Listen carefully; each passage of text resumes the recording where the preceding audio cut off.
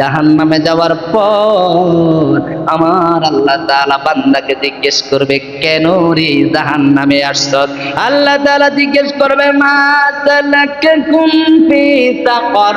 ক্বালু ওয়ালাম নাকু মিনাল মুসাল্লিন।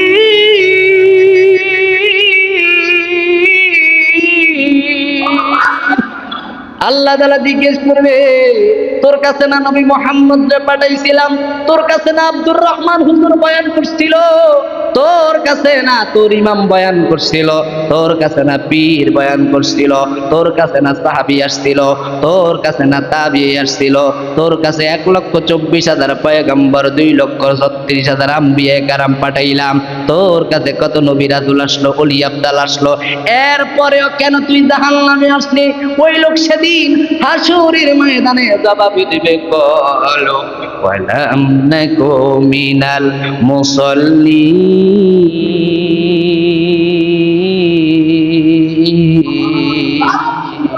আয় আল্লাহ, আসলে হবে কি? হুজুর আমার নামাজের কথা কইছিল, আমার নবী আমার নামাজের কথা বলছিল, সাহাবীরা তাবেঈরা ওলি আব্দালেরা নামাজের কথা কইছে, কিন্তু আমি তো নামাজ পড়ছি। সেদিন সে অকপটে স্বীকার করবে, লাম নাক মিনাল মুসাল্লিন, আল্লাহ আমি মুসল্লি ছিলাম না, কি ছিলাম না।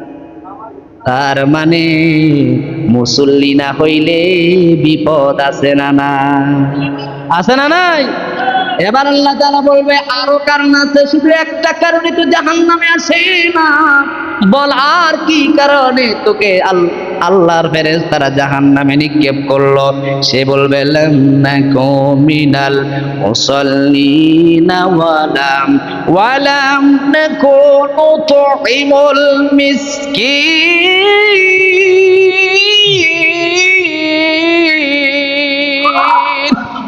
সেদিন বলবে, আমার ঘরের দরওয়াজায় মিসকিন আসছে, ফকির আসছে, আমি জীবনে মিসকিনের হাতে কিছু দিছি না, ফকিরকে কোনোদিন সাহায্য করছি না, আমার ঘরের দরজায় সবসময় তালা লাগানো থাকতো, আমার বাড়ির গেট দিয়া কখনো কোনো ফকির ঢুকতে পারতো না, পকেট ভরা টাকা ছিল, জীবনে মসজিদে দিছি না, মসজিদ ভাঙছে আমার টাকা কাজে লাগছে না, ফুটবল খেলায় আমার টাকা কাজে লাগছে, ব্যাডমিন্টন খেলায় আমার টাকা কাজে লাগছে, হায় রে ডুডু খেলায় আমার টাকা কাজে লাগছে, ওই মমতাজ আসতো, আয়ুব বাচ্চু আসতো, রুনা লায়লা কিশোর আসিফ আসতো, এইভাবে গান বাজনা ওই ধরনের কনসার্টে আমার টাকা কাজে লাগতো, আমার টাকা ইতিম মিসকিনের কাজে লাগে নাই, আমার টাকা ফকিরের কাজে লাগে নাই, আমার টাকা মসজিদে লাগে নাই, আমার টাকা মাদ্রাসায় লাগে নাই, ইমামের বেতনে আমার টাকা লাগে নাই, জীবনে ইমাম রে খাওয়াইছি না, জীবনে মুয়াজ্জিন রে খাওয়াইছি না, দুস্থ দরিদ্র মাদ্রাসার ছাত্ররে কোনোদিন সহযোগিতা করছি না,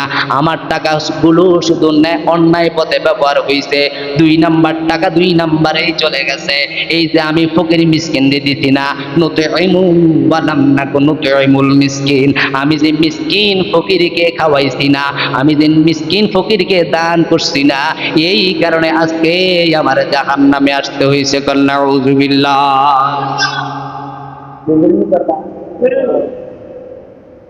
রাগ হইয়েন না, আমি সবসময় এমনিই বলি, মধু মধু মিঠা মিঠা আওয়াজ দিয়া এখন আর পরিশুদ্ধ হবে না, এখন যোগ চলছে খারাপ কথাও বলতে হবে সারা বাঙ্গা, শুধু মায়া কইরা কইরা দিন কায়েম হবে না, শুধু মায়া কইরা কইরা যদি দিন কায়েম হইতো, নবী কোনদিন মুজাহাদার ময়দানে জিহাদ করতো? কোন করতো? আল্লাহর নবী যেমন নরম ছিল তেমন গরমও ছিল কিনা? মুহাম্মাদুর রাসূলুল্লাহ ওয়াল্লাযীনা মাআহু আশিদ্দাউ আলাল কুফফারি রুহামাউ বাইনাহুম তারাহুম রুকআন সুজ্জাদাই ইয়াবতাগুনা ফাদলাম মিনাল্লাহ।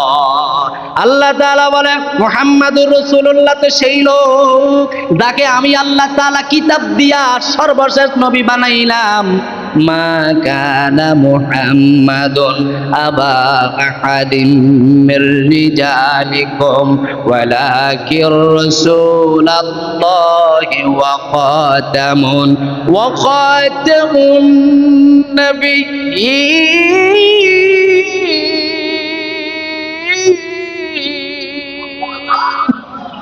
আমি আল্লাহ তারে সর্বশেষ নবী বানাইছি। শুধু তারে বানাইয়া শেষ না, তার সঙ্গে এমন কিছু সাথী দিছি, তার সঙ্গে এমন কিছু সহযোগী দিছি, তার সঙ্গে এমন কিছু মর্দে মুজাহিদ দিছি, তার সাথে এমন কিছু অনুকরণকারী দিছি। আসাদুহুম ফি আমরিল্লাহ ওয়াল্লাযীনা মাআহু আশিদ্দাউ আলাল কুফফার, তার সঙ্গে যারা ছিল তারা ছিল কাফেরদের প্রতি কঠিন আর ইমানদারদের বন্ধু। জোরে বলেন না সুবহানাল্লাহ।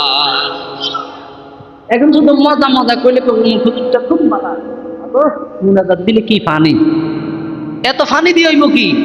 হ্যাঁ, পানির অভাব আছে বাংলাদেশে।